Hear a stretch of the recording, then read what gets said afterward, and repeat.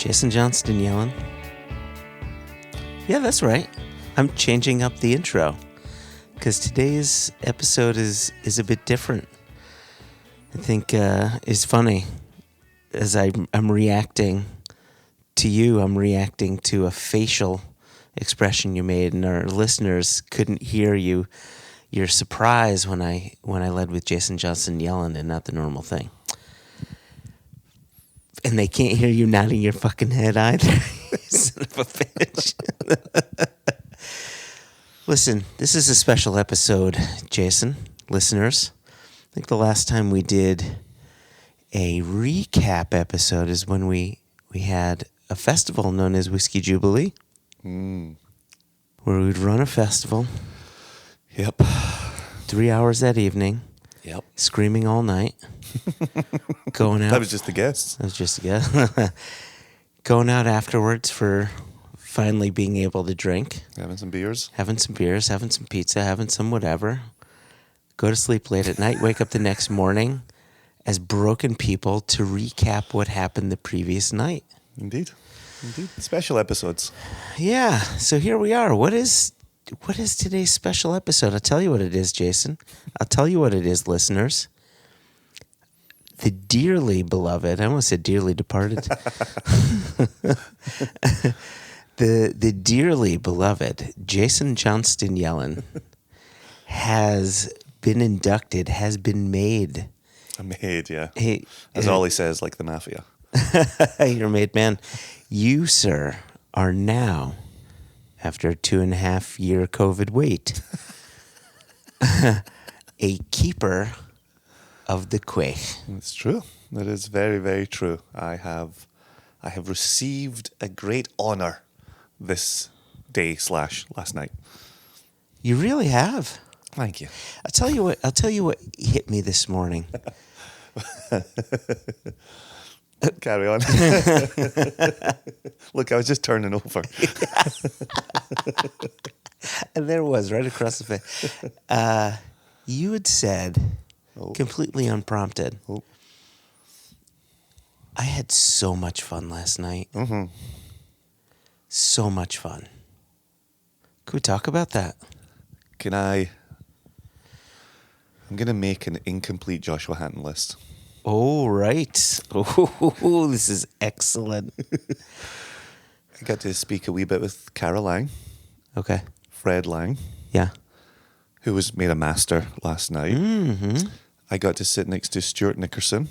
Correct. Who was made a master last night. Indeed. And was my nominator for keepers. Correct. Mine as well. Got to sit next to his daughter, Jennifer Nickerson, of Tipperary. We had Ronnie Rutledge on the other side. We had Bernard Schaefer on the other side. Yeah. It was just... Kai. We had Dick Caiovallo on right? the other side. From SMWS, yeah. We had Richard Patterson, not at our table, but at just another table over. Richard Patterson was over there. It was just remarkable to get to wander around and speak to people that so often we are emailing, or with the pandemic, we were Zooming at Stephanie McLeod. I was just going to say Stephanie McLeod. Right. That's why it's an incomplete Joshua Hatton list, Yeah, right? There's yeah. many names that we could keep going with here. Yeah. And so just being able to wander around, just seeing people, just being in the same room, having a drink in hand, being able to come and say, hello, how are you doing? Lovely to see you. Was just champion, absolute champion.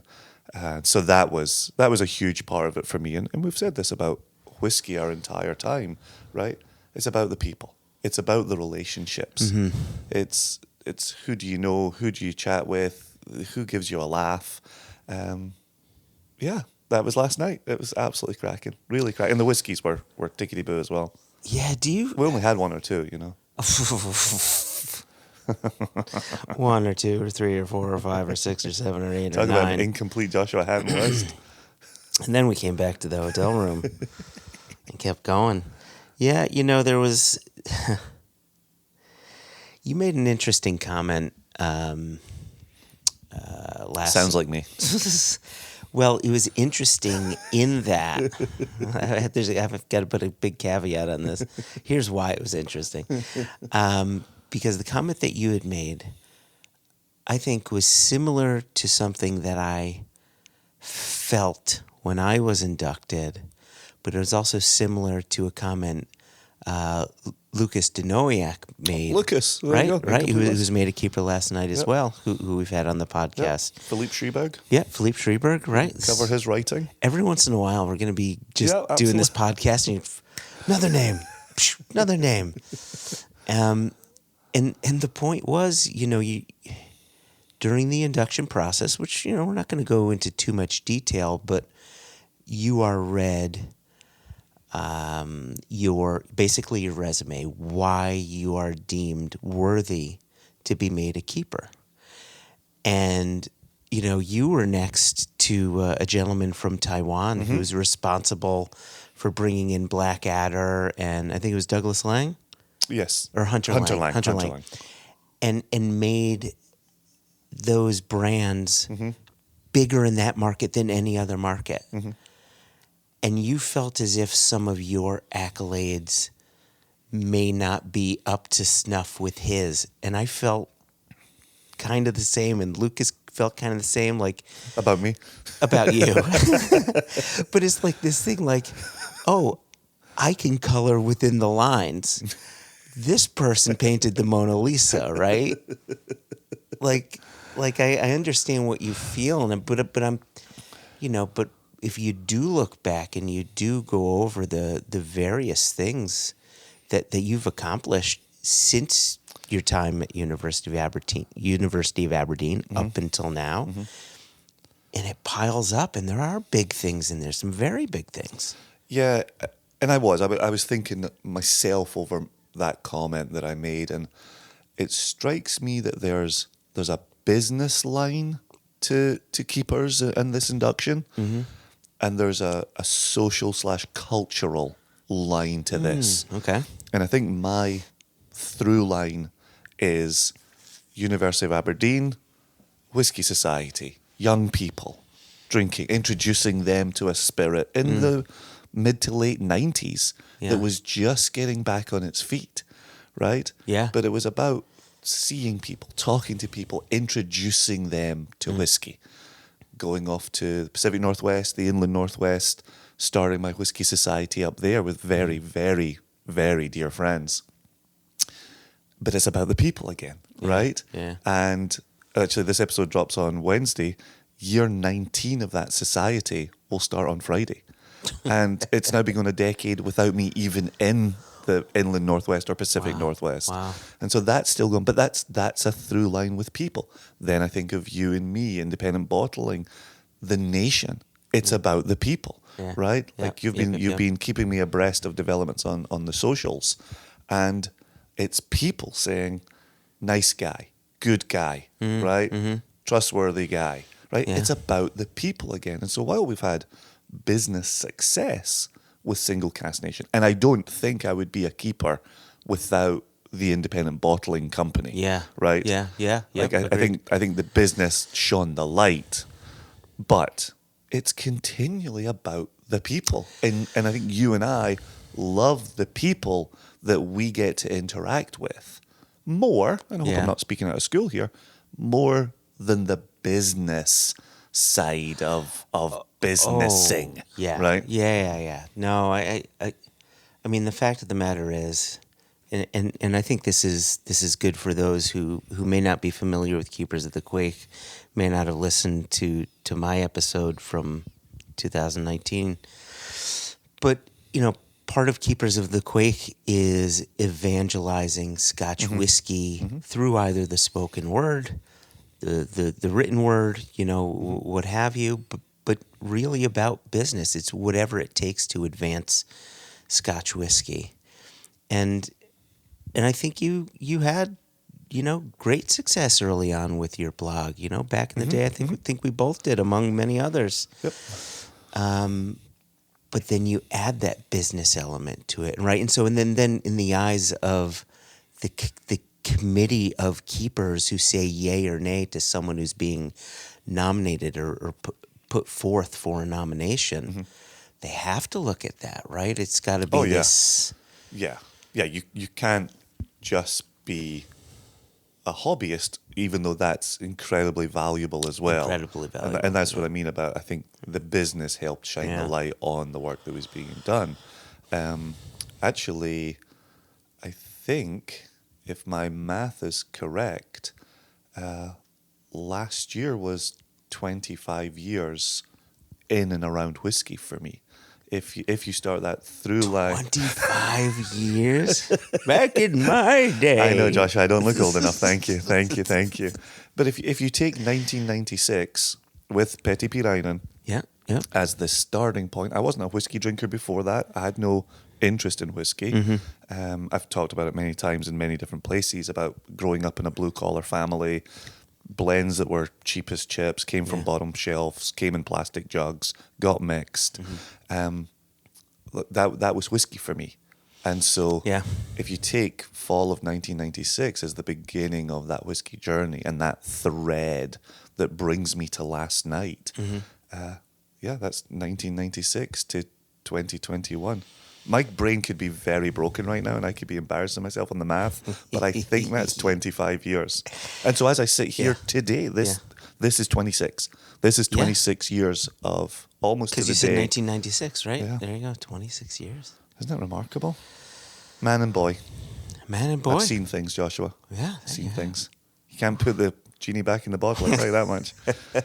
I should have said you can't put the spirit back in the bottle. That would have been... that would have been better. Still, but I'm a wee bit sleepy. So. But here's the thing. I'm not going to edit any of this out. We'll just leave that edit. Listeners can make that edit for themselves. Imagine Jason said, you can't put the spirit back in the bottle. Can I just talk about that for 1 second? Yeah, please. You and I obviously had 1 or 2 drams last night. And yes. And we're and yesterday afternoon and this morning. But we're sitting here enjoying the last release from the Keepers of the Quaich. And we actually have a 2007 Bunnahabhain that Jason puts on his readers. This is a stage. You didn't remember this? I know this off the top of my head. I've read it so many times. I just want to get it exactly right for the listeners. First fill bourbon hogshead transferred into a Palo Cordado hogshead in 2016. So there you go. So from 2007 to some point in 2016, it was in first fill bourbon. And then since 2016 till it was bottled in September of 2021, it lived in a wee Palo Cortado hogshead. And it's a tasty, tasty dram. Jess, you should see the colour on this. It's a winner. It's a real winner. Would you call this iron brew color? Is this something David Stirk might like? Maybe, He loves his iron brew colored whiskeys. Yeah. It's certainly got that kind of orange hue, amber, kind of redness, orange. Yeah, copper, dark copper, burnished copper. Yeah, real tasty dram. So that was our getting dressed whiskey, and then it was our evening whiskey, and now it's our morning interview whiskey. I haven't even really hit the bottle that hard. Well, no, in part because the gift that I got you, which was Elements of Isla Lagavulin 12, or I should say, sorry, LG12. A couple of casks put together by our dear friend, Ollie Chilton. So we're hitting that a little bit. Listen, I want to ask you a question. You had said, here's another, I'm just going to be calling you out this whole time. So here's another thing you said. You never listened to me this well. I do. I just don't like to show it. I'm a grower, not a shower. Yeah, something didn't hit you this morning. So you had said that you enjoyed this banquet more than the previous one. Yeah, I've said that to you a few times, have I not? And I'm curious, do you think it was because this was your honor and you weren't the plus one this time around? Do you think that played into it? Or were there certain elements of the banquet overall that just sat with you better? Yeah. Yeah. I don't think that was a yes or no question, just Yeah, I definitely preferred eyes being on you at your induction. Interesting. I like it when it's about somebody else. It doesn't have to be about me. And so I liked that aspect of your time. I think this time, I think part of it is coming out of the pandemic and what I said at the beginning of this, right? Which is we're eyeballing people that we were seeing on Zoom. Oh, yeah. It right? was like a... Right? And so last together. night felt like a celebration that we haven't been able to partake in during the pandemic. And, and so I think, you know, it was the before times in 2019 for you. It was another event. And I don't want to downplay. Yeah. It was a great event. It was a great banquet. We had a blast. We got absolutely destroyed, which is wonderful. So wonderful. Hashtag please drink the whole bottle responsibly. And so but that was, in looking back at it, it was another event that we attended, right? Whereas last night felt like we were at a party, right? The music was celebratory, and we were clapping along and dancing a wee bitty, you know? Yeah. You know, for me, it was seated white Scottish person dancing. You were doing the Molly Ringwald while seated. I was really going to town in my own head. And so that felt celebratory. Yeah. Knowing the masters, those who were being inducted as masters of the Quaich, like that, I think added to the experience as well. And so, and the whiskies last night, I thought were really, really excellent, really excellent. So I want to talk about the whiskeys in a minute, but the music I thought was really special. I'm going to bring on just a bit of violin music. So what was the name of the woman again on violin? She had so many accolades, and then there was the group behind her. The woman again. Yeah. The woman again was Nicola Benedetti. That's CBE. CBE. What is CBE? I knew you were going to ask me that. Chairman of the board. It's something. It's something of the British Empire. Yeah, it's like an OBE, MBE honor. Exactly. It's just this is the CBE. Exactly. Not to be confused with CBD. Very different. But do you know that Nicola Benedetti is from North Ayrshire? And you want to talk about something that made it special last night? Okay. The chairman of Keepers, Ian Smith, is from Ayrshire. There you go. Nicola Benedetti CBE is from Ayrshire. There you go. Old JC in the room, Ayrshire. And then think how often Burns gets quoted, Burns gets referenced. Yeah. Right? Oh, and the good Ayrshire man right there as well. So as much as we're up here in Blair Athol, we're at Blair Castle, there's a good little bit of Ayrshire running through proceedings, and that was really brilliant as well. Especially living in Virginia, coming over here, feeling like I come home, but I'm a lowlander, I'm not a highlander, I've never claimed otherwise. Yeah. To then have, again, threads of Ayrshire running through the celebration, I really felt home, and that was... Well, that's nice. It was very nice. I hope this song helps you feel even more at home.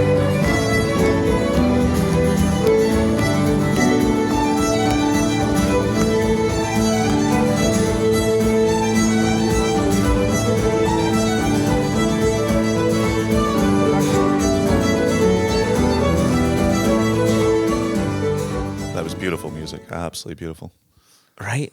Yeah, gorgeous. And I have a video of it. I'll post that up on Facebook, maybe after Yom Kippur, because this episode actually drops on Yom Kippur, and I will be, like Cinderella. I'm going to become a pumpkin, and I won't be posting anything. So I'll do it after the Yom Kippurs. What was I saying? Oh, the music. No, the whiskey. Ladies. Words are hard. We kicked it off with something that I did not expect to be surprised or pleased with. Yep. Yeah, I don't want to be seen to be going to bat for another brand, but you and I were so Yeah. No, listen, shocked good and whiskey is good whiskey. spellbound. You need to, I think that's something you need to shout about. It's in my program that I have right beside Oh, I me, have it all in my Joshua. head. I don't know why you need the program, Jason. No, I'm going to get it right. That's the difference, right? Okay, Jason puts on his old man readers. There we go. Just Oh, now that I've got them on. 26 years around whiskey, my friend. 26 years. So listen to this. This is going to shock our listeners potentially. We started out with the Singleton of Glenord celebratory bottling. Mm-hmm. That celebratory bottling is doing a lot of heavy lifting at the end there. And there's a paragraph here. I just want to give this its due, and then you and I can have a wee chitty chat. Yeah. Taking inspiration from the sweet, fruity aromas that fill the stillhouse, this is a balanced and smooth whiskey. Mm-hmm. I just winked at Joshua.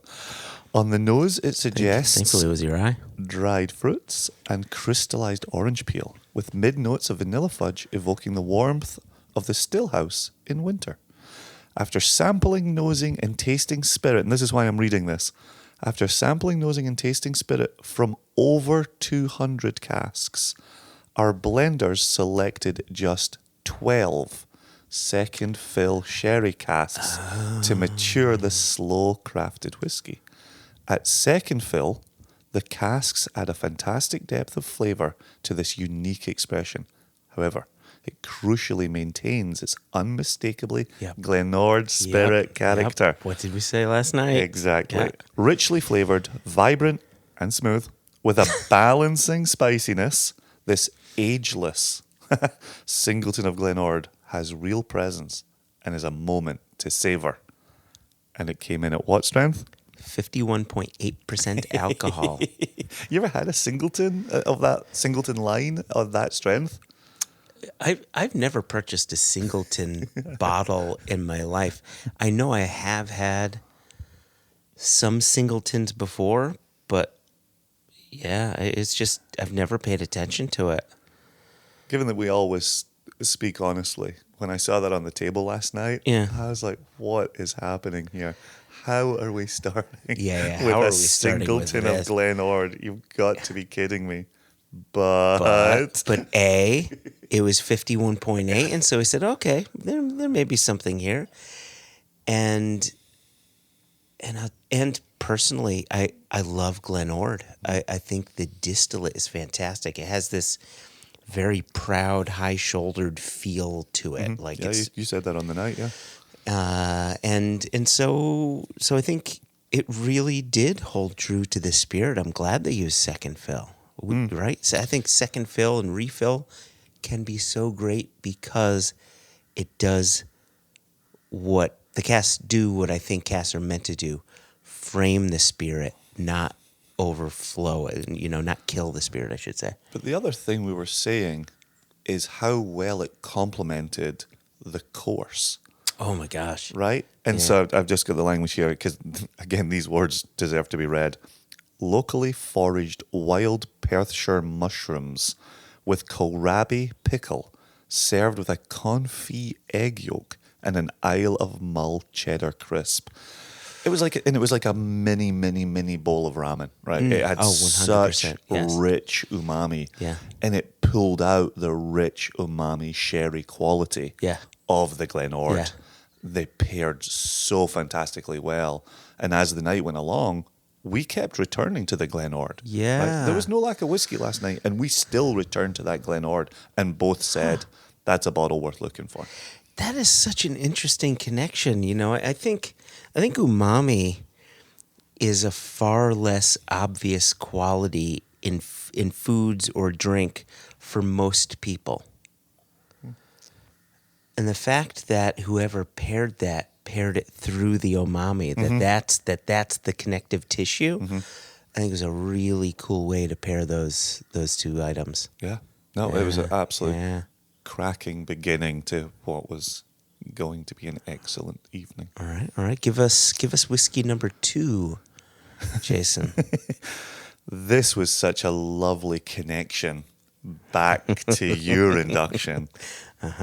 When for your induction, the hotel room whiskey that we returned to was the hand-filled Deanston that you'd picked up at the distillery with Haida, your wife, and we we put a hurt on that bottle.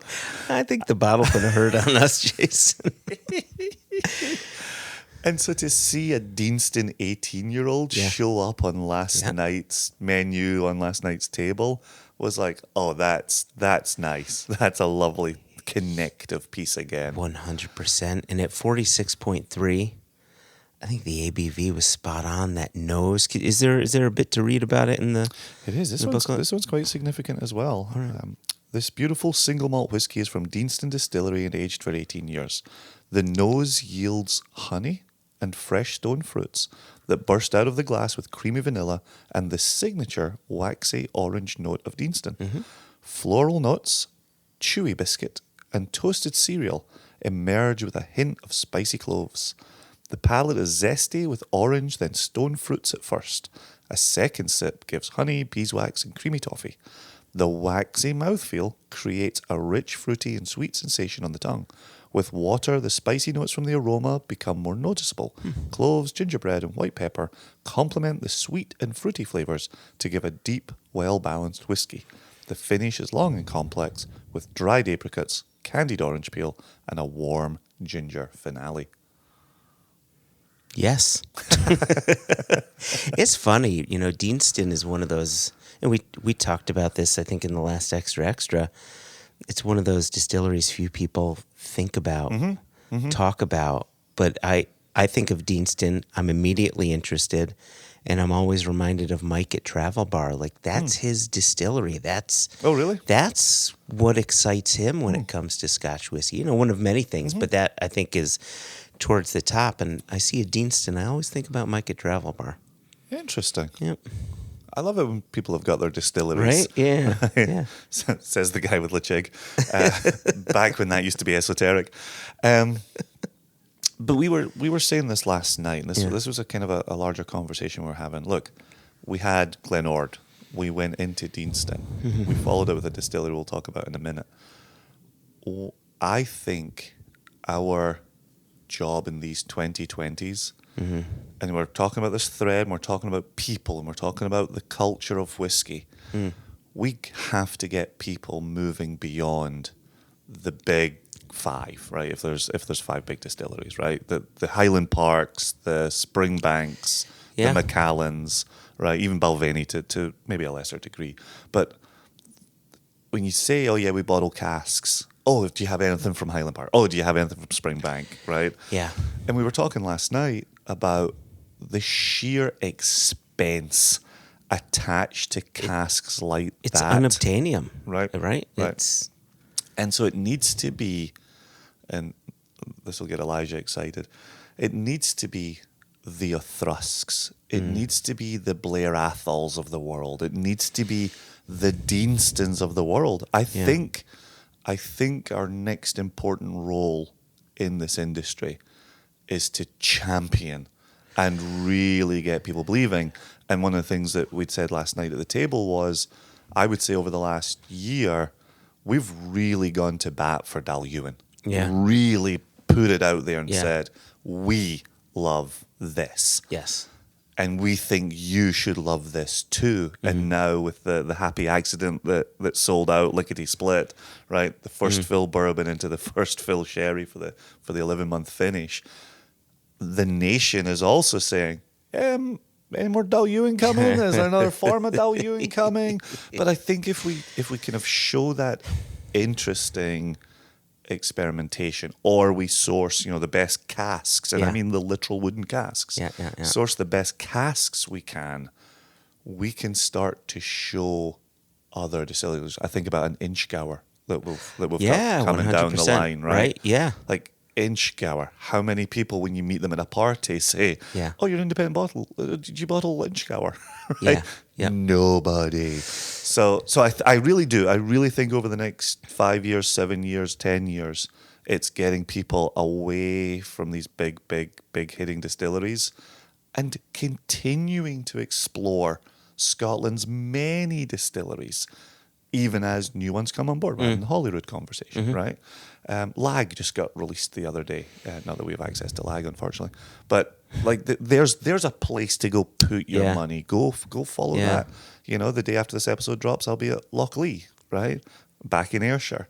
There's another place to go and explore and get another distillery name out there. Mm-hmm. But it's going to take work, and it's going to take podcast and interviews and being out on the road and pouring for people to say, Yeah, 100%. get to know a Thrusk, get to know how to pronounce it. Right, but this is something that I don't think we've ever shied away from doing. Think about how we would lead with Glen Talkers in so many tastings with the various bottlings we've done, and it gives us a chance to say, you've never heard of this distillery, but there's a reason why this is the backbone to this blend, or that as a backbone to that blend, because it's damn good whiskey. And now you get a chance to try it as a single malt. So I think that's the Scottish aspect of it. On the U.S. side, I think what you're saying rings true for the U.S. Like, we would love to continue to bottle Wild Turkey, and we will continue to bottle Wild Turkey as long as that relationship is there, and hopefully that's forever. And we'd love to do Buffalo Trace and more Heaven Hill and all these. However, Black Button is making great bourbon, right? You've got Copperworks making fantastic single malt. The list will go on. I'm not going to do a Joshua Hatton list, but my point is, you know, not here in the U.S., because we're in Scotland, over there in the U.S., there are so many distilleries that can be championed and should be championed, and it's okay to step outside the comfort zone because the big boys are getting more dear. Oh, right? for sure. And they still make great whiskey, but it's not as accessible because more and more people are getting into it. And where else can we find great flavor? That's the key. Where else can we find it? And like you had said, it's really our job to shine the light and say, go down that alley, go down that alley. 100%, 100%. And I love that aspect of the work, of the business. Yeah. And I know I've said it many, many, many times in the past, but thinking back to the beginning of the company, being in rooms, pouring an Arran. How many of you have heard of Arran? Nobody. Pouring Kilchoman. Yeah. How many of you have heard of Kilchoman? Nobody. How many of you heard of Benriach? Nobody. Right. And now I think of those three as certainly that, not the top tier, but gosh, so many people are now familiar with Arran. Oh, yeah. You know, Kilchoman clearly singing and expanding and doing amazing work, right? Like they're so on the radar now. Yeah. Okay, what's the next wave behind that? Yeah. Who else? It's also interesting. I've already said Lag, and here we're telling a story about Arran. So do me a favor quickly before we go on to the third whiskey. Yeah. What did we have paired with the Deanston? Well, I wasn't going to give away the whole menu. Oh, come on, Jason. No, it's Come on, so we want to. the Deanston went with the haggis course. So we had some veggie haggis. We did. You and I did. With pickled turnips. Yeah. Smoked potato puree, pickled turnip, and foraged salsa verde. Have you ever foraged for salsa verde, Jason? Yeah, M&S all the time. All the time. I foraged at Big Y. It's my local supermarket. All right, so I only forage for salsa verde at the local bodega.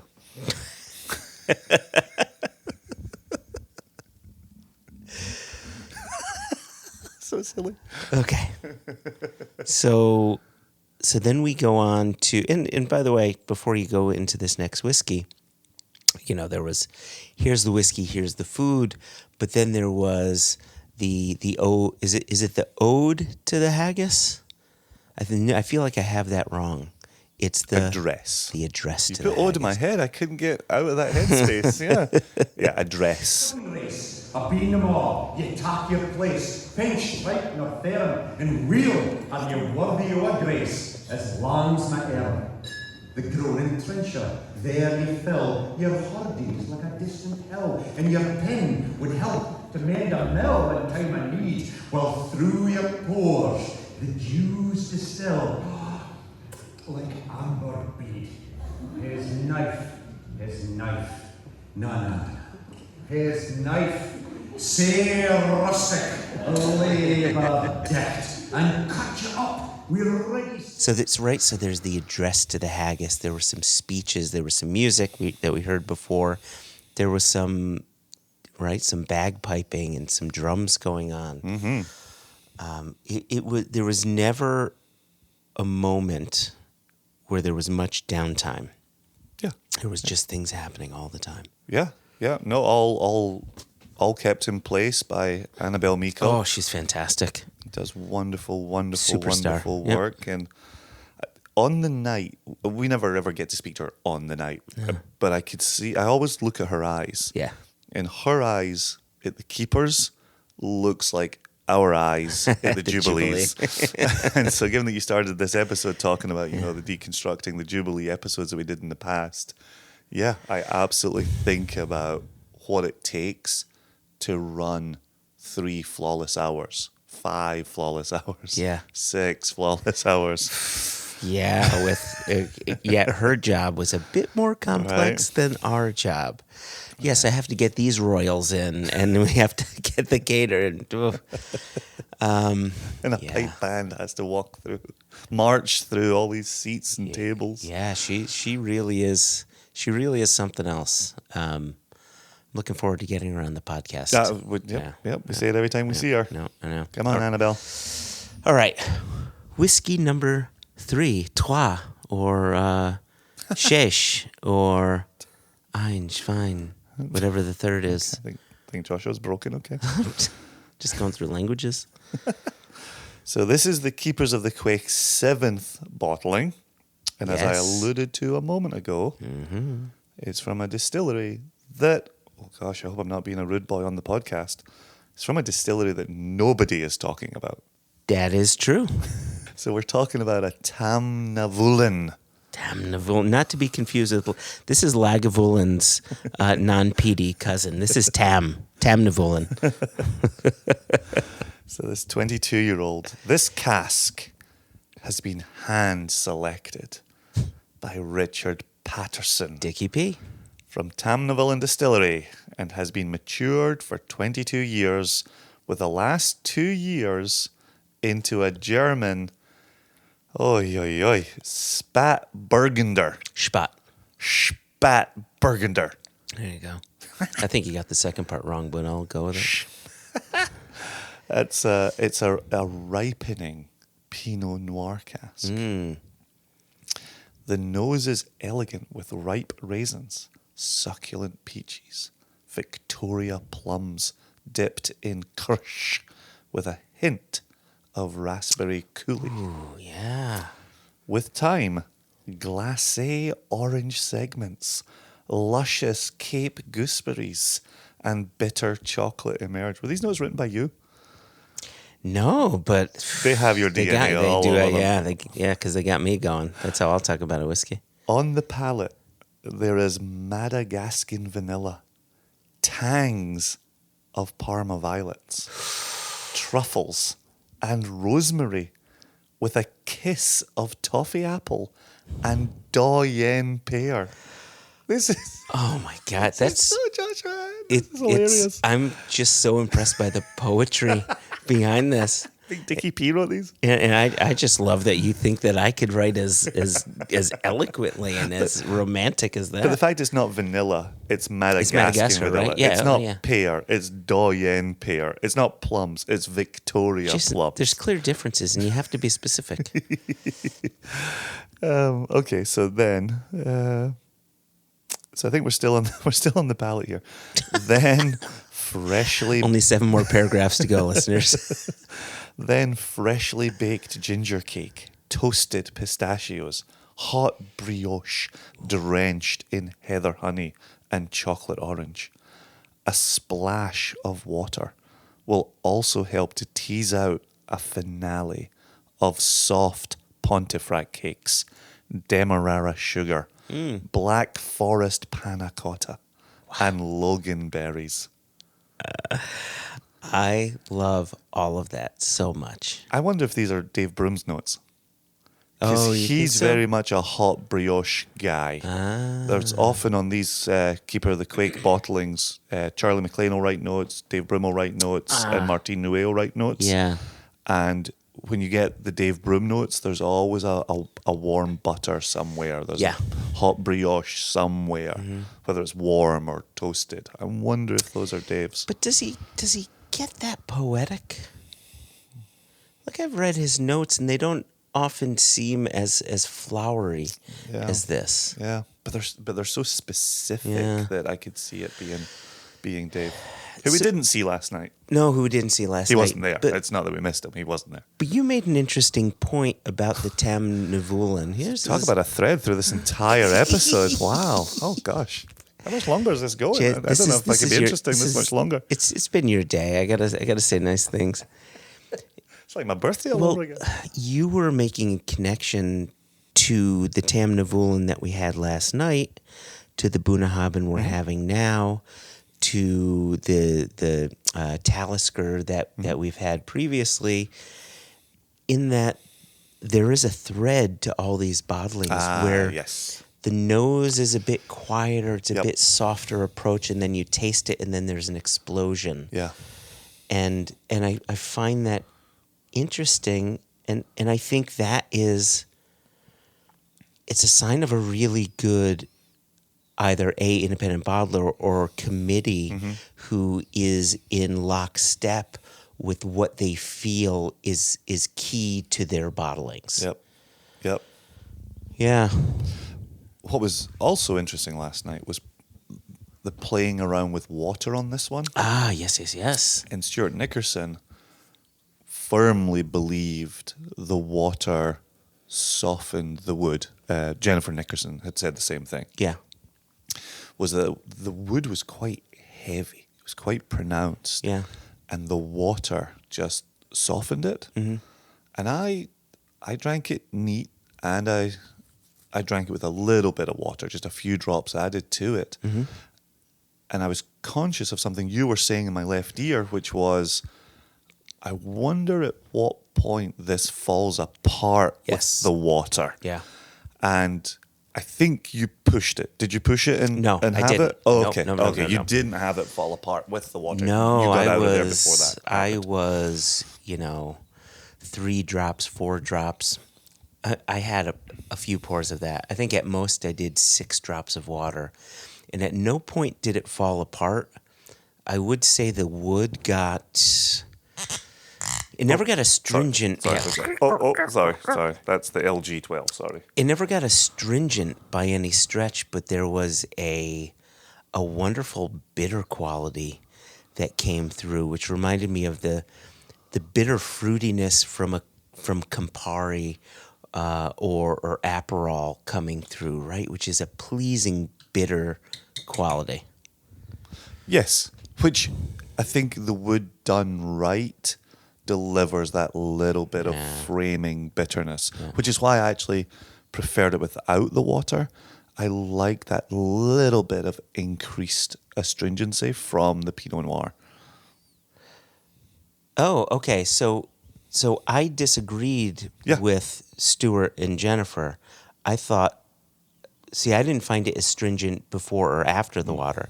I just found that the water increased a bitterness to it.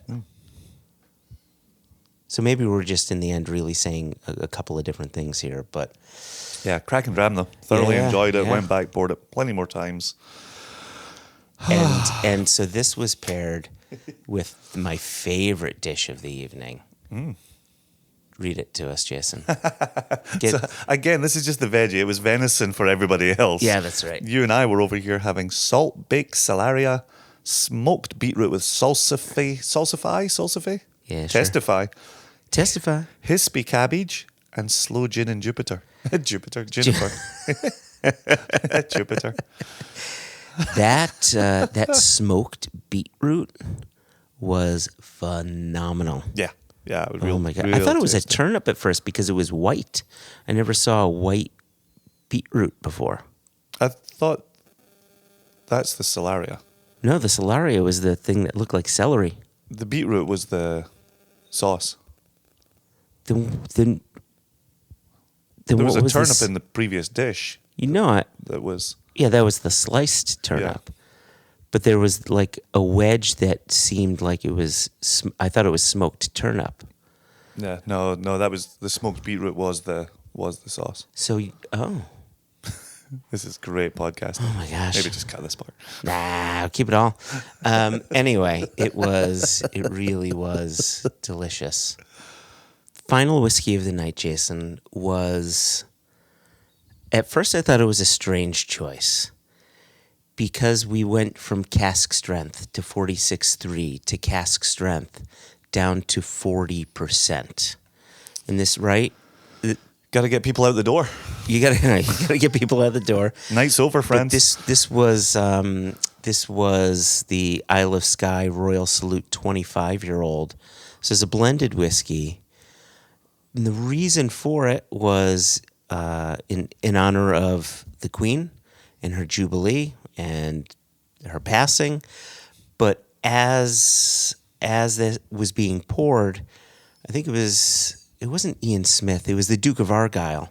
He gave a toast to King Charles, to King Charlie. And it was quick, it was short, but I think it was the proper pour for this change in the monarchy. And it's not my monarchy, it's not my thing, but I appreciate the respect that they gave and the toast that they gave. I thought that was very nice. And Jason was in the car park at that time. Yeah, you were in the car park. You missed it. I was outside talking to Ronnie, working out how you and I were getting home. So, and home we got.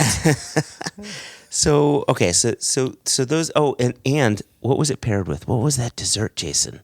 That dessert was. So there phenomenal. was a chocolate cake floating around, but Yeah, there was this no, we didn't other have that. cake, Yeah. and it's not. It was. You ready for this, Jason? Gotta find it. I have no idea what it is. Exactly. Yeah. And I did see on the table there was a chocolate cake served, and then there was what we were eating. But then other people had what we were eating as well. So No, I think that this is what we had. Because beside the word chocolate in it, it was an olive oil everything cake. else rings true. So it says, you ready for this? Are you going to omit the word chocolate? Yeah, this is blank, and it says, chocolate and olive oil cake with fermented cherry and topped with oat creme. Creme, I think you have to say it like that. Well, how do you say this word? Fraiche? Fracci? Creme fraiche. Creme fraiche. They go together. Creme Oh. fraiche. Ah, just like Hans Landa 100%. got the strudel. Gotta wait for the creme. Fucking Shoshana did not want that. I just watched that movie again, Inglourious Bastards, on the flight over. Anyway, Gotcha. and then it had toasted almonds, and that dessert was remarkable, and I think paired really well with the Royal Salute. And the last thing I'll say about the Royal Salute here is it was put together by Sandy Hyslop, who I've met before, and lovely guy. Put together a nice little whiskey fitting of that toast. Yeah, there you go. So if you had to whittle down the most special part of the night, what would it be for you? So I've got two equal firsts, All right. and one of which is very, very obvious. It's really special being there with you, right? Like that's Cheers. That's who we are. It's what we do. It's how we're Yep. known. Yep. There's Jason. There's Joshua. Yep. Oh, there's Joshua. And there's Jason. Yeah. Right? Like that. Yep. That's very special. Very, very special. And so to have that moment with you and your support of that moment, very, very special. So thank you. Thank you. I'll be here in the corner crying. And the drums. and then the other part, and I said this to his face, being inducted as a keeper in the same ceremony that Stuart Nickerson became a master. Yeah. That was brilliant. That was so brilliant. He's the reason for me being here, and he's getting honored too, Yeah. and well deserved. Yeah, it's funny actually. So you talk about no airs and gracies, right? So on one hand, we've got keepers, wah, wah, wah, and masters, wah, wah, wah. You and I stopped yesterday and got some iron brews at the Sterling Services. Yes. And I showed you the spot in the car park where I interviewed Stuart Nickerson Yes. for One Nation Under Whiskey. And so there you go. You can have Blair Castle, you Yeah. can have the pipe band, you Yeah. can have all the whiskies, you can have the courses. You can also have Iron Brew in a car park. And, Isn't that great? And Stuart is in all the places. Happy to be in all the places. So yeah, that was really hugely special as well. And All right. if it hadn't been for the pandemic, I wouldn't have been inducted at the same time he became a master. That's right, because he wasn't meant to be inducted as a master in 2020. Correct. Yeah, that's so So interesting. the next time somebody says something bad about the pandemic, Yeah. the global shutdown, Yeah. and the end of global logistics, Yeah. just remember, because of the pandemic, I got to be inducted as a keeper at the same time Stuart Nickerson became a master. Silver linings. It's not all Jason. bad. It's not all bad. I'm not going to hear another word against the pandemic. Hashtag blessings. Hashtag bless. Oh, did you hit your head? You hit your head. Jason's just laughing, smashing his head on the. Right in the corner of the dresser. And then listen, we don't normally do this, but we're sitting in Blair Athol, just a wee bitty north of Pitlochry. We're at a bed and breakfast called The Firs. Oh yeah. And I have to say, the two owners here, Pauline and Lindsay, Yep. are two of the nicest, kindest people. Yes. And they have treated us incredibly well and looked after us incredibly well. It was raining last night. They gave us a lift over, right? Right, They amazing. dropped us at Blair Castle. They were happy to come back and pick us up Yeah. if need be. And it was only when the night started getting long and the speeches hadn't started yet, and I sent them a wee note and said, "Head off to bed. Don't worry Yeah, about us. yeah. We'll get home." That's when I was in the car park with Ronnie, checking the weather, having a look to see if we Yeah, could walk, yeah. the 1.2 miles back to our accommodation. Yeah. And yeah, the weather cleared. We walked home. Lindsay and Pauline could go off to bed. Such wonderful hosting, really wonderful hosting. So I just wanted to give Yeah. them major props as well. Yeah, Lindsay was helping me tie my bow tie. So I got this. I finally have my kilt. It's the Jewish tartan. It's meant for Scottish Jews. I'm half of that. I'm at least Jewish. I'm not Scottish. So it was a bit cosplay last night. I'm not gonna lie. But the bow tie that I bought, I thought was a clip-on, Yes. and it was not a clip-on. It was interesting, wasn't it? Yeah, I think your people would say it wasn't a. It was a build your own bow tie. And so I'm there sweating. We've got to get in the car. We got to get over there. Couldn't do it. Lindsay drives you over. As soon as you left, I calmed down, got the bow tie down. Calm down. And then he came back and he drove me over. And so I was thinking this morning while you were, still sleeping, Heck yeah. I'm still sleeping now.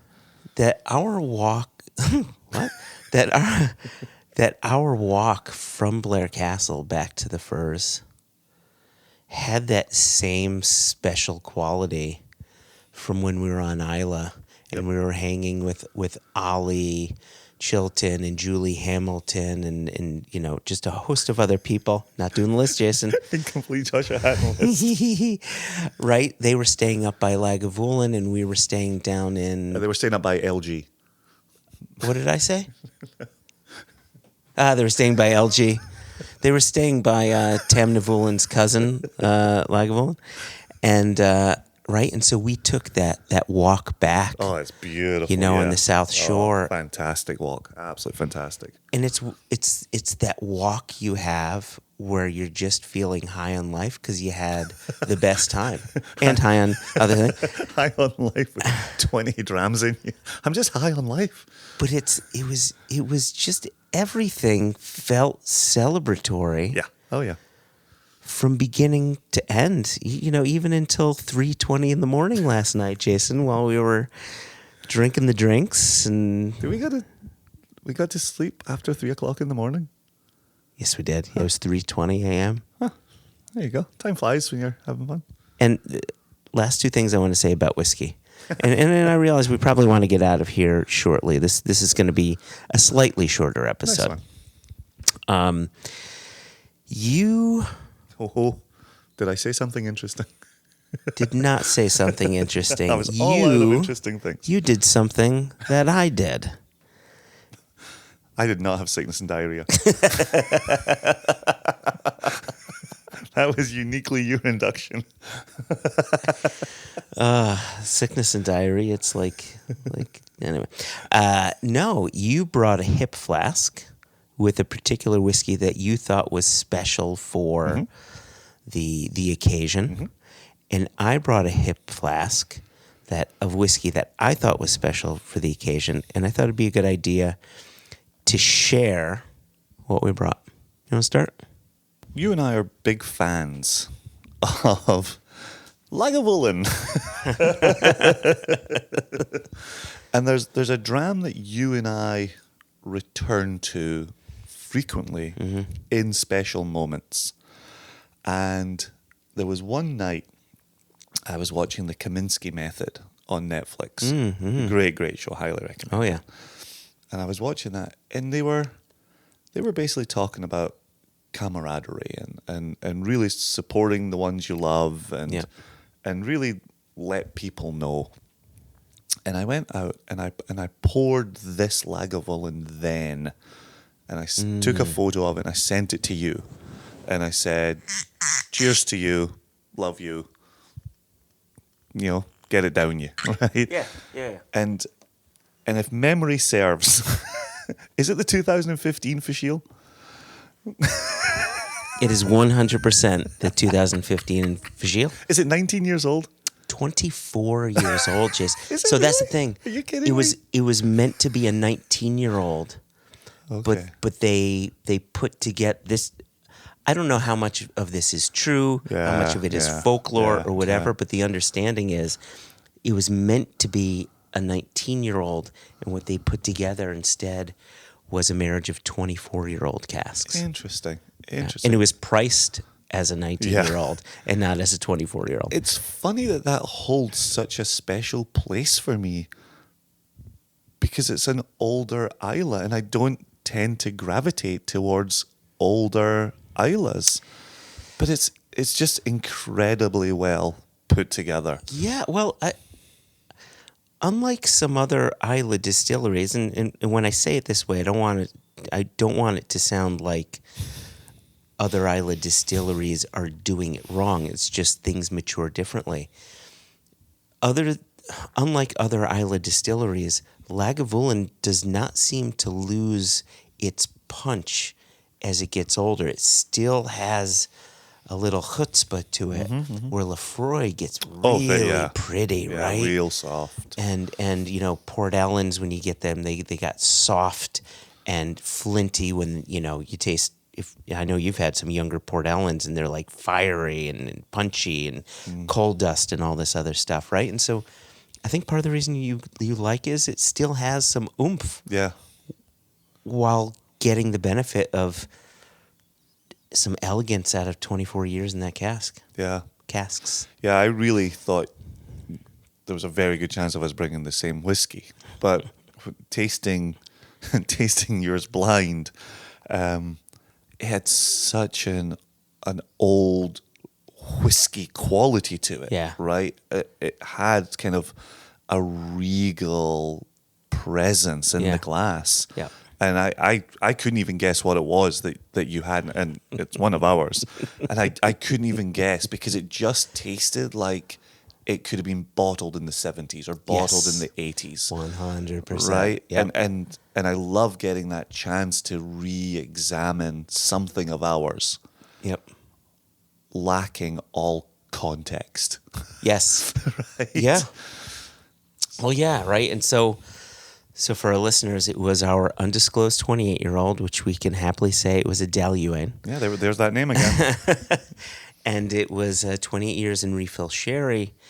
And back to your statement before where you said, you know, I would not be a keeper if it weren't for the bottling company, if it weren't for Single Cask Nation. And I say the same, right? And my opinion is that 28-year-old Del-Ewan is the best cask we've ever bottled. You can't compare it to the Islas, right? It has to be separate from that. But it's special because it is doing what whiskeys were doing when they were bottled in the 70s and 80s. Yep. It's hailing back to an older style of whiskey that you simply don't find. Yep. And because I think it's likely our best cast, I wanted us to be able to share that because this is us, dude. Yep. Right? Yep. It's just Masters after this. Yeah. 10 years, clock starts. Yep, there it is. Tick tock, tick tock. I'll have to get a different bio for that one. I'll just have it talk about the millions that the company has made and the Single Cask Nation being global. You know? Oh, yeah. Yeah, we finally made it to a 2 million case per year company. We've outsold Johnny Walker. That's the amazing thing. That'll be in the Master's bio. That's how we get that. Yep. So, we've become the number one independent bottler in Israel. Like that'll be on the bio. Oh my gosh. Yeah, you want I mean, I do wonder if we'll ever be made masters. I mean, being made a keeper and being made a master are different things. You know, that's why they call them different things. Yeah, and so who knows? God if anyone's going to wax lyrical about it, it's us. It's us, and we'll do it for a very long time. So before we get out of here, Aye. Have some closing words. Aye. I was curious if there's anything else that you wanted to highlight from last night or from your journey overall that brought you to last night. Oh, I wanted to deliver the tasting notes for the Bunnahabhain to the listeners. Oh, okay. Because it's the only tasting notes we haven't delivered. So this 2007 Bunnahabhain with the Palo Cortado 5 years. The colour is rich, glowing amber, good beading. This is like the address to the haggis. Right? The nose. Discreet maritime notes of salt crystals and orange zest on a base of buttery brioche. Paging Dave Broom. Dave Broom. Look at that. Paging Dave Broom. Palate. Lightly oily and surprisingly intense. Mm-hmm. Momentarily sweet, then salty and spicy. Softer when reduced. The finish is long and spicy with lingering salt. A formidable Bunnahabhain. Oh, I like that. Formidable. We've used that We before have, as well. Yeah. Hey, we're pro level, man. We're pro level. Pro level, mate. Do you agree with those tasting notes? I do. I do too. I do. Yeah. I do. Yep. So there you go. So that's that. We've got the LG12 in our glass, and it's delicious as well. The bourbon just lets that Lagavulin or the LG quality shine right through. So that's a great pour. We've got our hip flasks beside us. Might have a wee bit more of the Feish Lager at some point. Definitely a wee bit more the 28-year-old undisclosed Del-Ewan, which is such a great title for it. We should release more undisclosed Del-Ewan. That's a great way to do business. And just enjoying the rest of this calm day where we don't have to be anywhere. We don't have to tie any bow ties. Nope. We don't have to get the kilts on. It's just a nice, easy, lazy whiskey day, maybe with a second nap in it. Oh, that sounds good. That sounds good. So, listeners, thank you as always for tuning in, for spreading the word about our podcast. We hope you continue to do that. You could spread your word to your friends, or you could do it by way of giving us a rating on Apple, iTunes. That's always nice. Give us the 5 stars. We will thank you greatly. If you want to reach out to us, send us an email. Send Jason a congratulations or some sort of cheeky email. You can reach out to us, info@singlecastnation.com or questions@onenationunderwhiskey.com. Whiskey, of course, without that pesky letter E, especially as we're here in Scotland talking about Scotch whiskey. And yet Keeper has got 3 E's in it. Fuck. Look at 3? Keeper. Oh, no. Oh, wait. The 30 comes after the P. Got it. Words are difficult. Riddle me this, Batman. Yeah. Is there another whiskey podcast out there hosted by 2 keepers of the Quaich? I don't think that there is, Jason. Well, let's get out of here on that. Mazel to the Tov, brother. Cheers. Cheers. Love you, sir. Love you.